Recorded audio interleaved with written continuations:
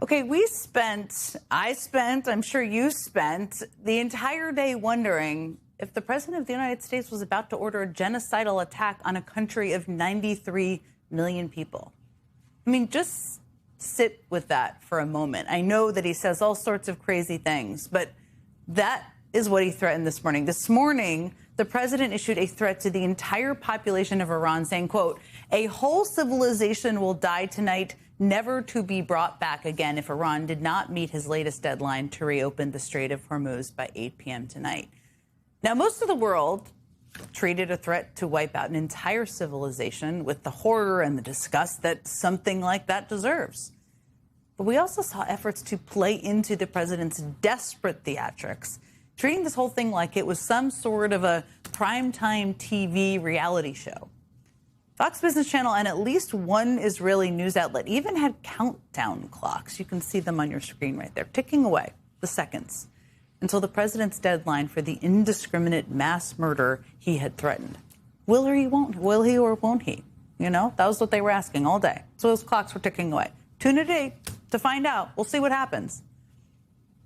Well, tonight, just an hour and a half before his self-imposed deadline, Trump backed down and managed to justify a form of an off-ramp for himself. In a post on his social media account, Trump said he had agreed to, quote, suspend the bombing and attack of Iran for a period of, you guessed it, 2 weeks. And in case you weren't familiar, 2 weeks has long been the president's absolute favorite timeline for putting off promises that he doesn't want to deliver on. We're going to be sending letters out in about a week and a half, 2 weeks. I can't tell you that, but I'll let you know in about 2 weeks, within 2 weeks. I could answer that question better in 2 weeks. I'll do this at some point over the next 2 weeks. I'll announce it over the next 2 weeks. I'll tell you about that in a month from now or 2 weeks from now. You trust President Putin? You know, in about 2 weeks. You can ask that question in 2 weeks, and we'll see. It'll be out in about less than 2 weeks. We're going to start selling, hopefully, in about 2 weeks. It's always 2 weeks. Always 2 weeks. Now, the 2-week ceasefire that Trump announced tonight was brokered by the Prime Minister of Pakistan, who says it applies to the entire region and is effective immediately. Trump says the deal is contingent on Iran agreeing to the, quote, complete, immediate, and safe opening of the Strait of Hormuz. Though it does not seem that Iran is giving up control of the strait itself, a strait it did not control before Trump started this war. In fact, Iran's foreign minister made a point of saying that safe passage through the Strait of Hormuz will be possible via coordination with Iran's armed forces, which definitely does not sound like going back to the way things were just over a month ago. Now, in a separate statement quoted in Iranian media from Iran's Supreme National Security Council, they're also claiming that they forced, quote, America to accept its 10-point plan, in which, again, according to this statement from Iran's Supreme National Security Council appearing in Fars Media, the United States committed in principle to, quote, continued Iranian control over the Strait of Hormuz, acceptance of enrichment, lifting of all primary and secondary sanctions, and payment of compensation. It's very hard to believe that the Trump administration would agree to any of that, even the Trump administration. But in any case, Trump seems to have put off for this moment, right while we are sitting here, the catastrophic strikes he's been promising. And it feels kind of like we've been here before, doesn't it? It's because we have. I mean, last month, Trump gave Iran 48 hours to open the Strait of Hormuz, threatening to obliterate the country's power plants if they didn't comply by March 23rd. But when that day arrived, Trump extended his deadline by 5 days, saying the U.S. would hold off until March 28th. Then he extended that deadline by 10 days, setting it for April 6th at 8 p.m. Eastern. Then this past Sunday, he inexplicably shifted it back by another 24 hours to April 7th, which was this evening. And now, of course, he's postponed that deadline by 2 weeks, which would push it back to April 21st.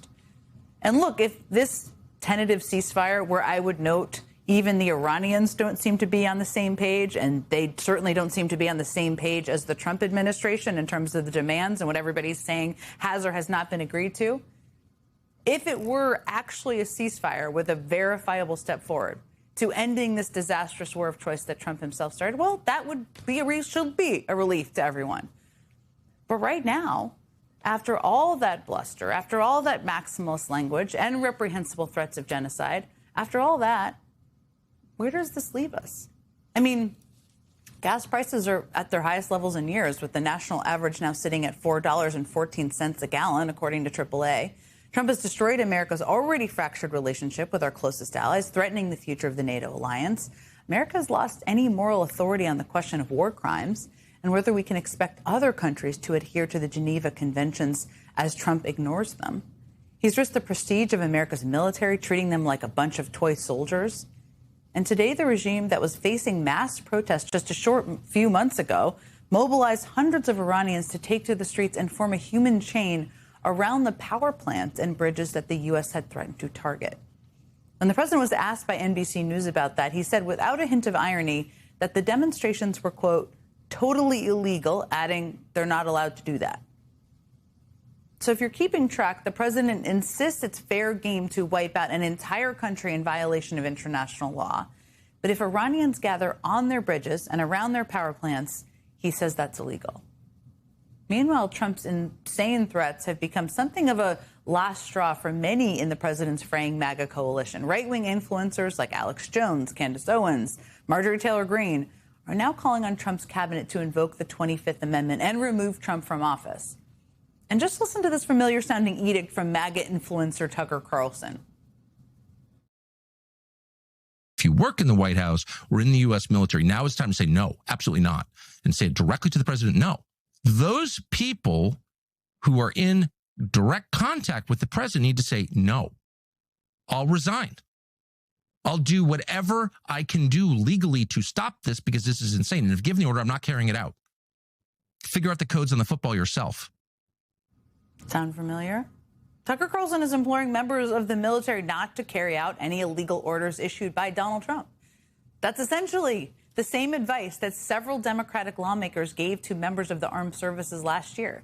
It's the advice that prompted Trump to accuse those Democrats of treason, target them for retribution. Trump's defense secretary even tried to demote Senator and retired Navy Captain Mark Kelly over his role in that message to service members. Now, after the president just walked the nation to the brink of carrying out a major war crime on his behalf, I actually can't think of anyone better to talk to. Joining me now is Democratic Senator Mark Kelly of Arizona. He's, of course, a member of the Senate Intelligence and Armed Services Committees. During his service as a Navy pilot, he flew 39 combat missions in Operation Desert Storm. Senator, I'm so grateful you're here with me. I know you've had a busy couple of weeks. I want to start by just getting your reaction to the Truth Social post late today from President Trump about a 2-week ceasefire. How did you read that, especially given some of what we've heard from the Iranians of what they say has been agreed to? Well, I mean, we're still in the same spot I think we were in a couple of weeks ago or even weeks before that. We have a president that has no, strategic plan, no goal he was trying to achieve, or at least moving the goalposts over and over again. He's not a serious president. He doesn't think before he speaks. What he said this morning was incredibly disturbing, that he was going to end a civilization that, by the way, has been around for thousands of years. And in doing that, he was basically saying that he was going to commit unlawful acts, which I've been concerned about since November. So I am, certainly somewhat relieved for now that there are not going to be massive strikes on civilian infrastructure in violation of the law. But we will have to see what happens next. I mean, he is not in my view, not a serious person. He doesn't listen to people around him. He doesn't get great advice when you consider who he put around him. And we're at a really, challenging point here. The Strait of Hormuz is still closed. And I don't see how any of this has helped the American people. I want to get to that. And I just want to ask you one question about the Strait of Hormuz, because one of the things Iran's foreign minister basically said, and I just read this, that safe passage through the Strait of Hormuz will be possible via coordination with Iran's armed forces. That is a massive caveat. How do you hear that? How should people understand that? Well, and a massive change from what it had been for decades, which, militaries, including ours, and commercial ships had free passage through the strait. I've gone through there a number of times in 1989 and again in 1991, the second time for the first Gulf War, Desert Storm. But before that, we had issues with the Iranians. But this is an entire change in what was a decades-long status quo. And this could become for them one of the most expensive toll booths for the Iranians and lucrative. For them, that's not the way this should end. This president has to get back to where we were before. I don't want to see our ships being charged $2 million every time they go through there. We're having to escort them to keep them safe. I mean, that is not a good outcome for this.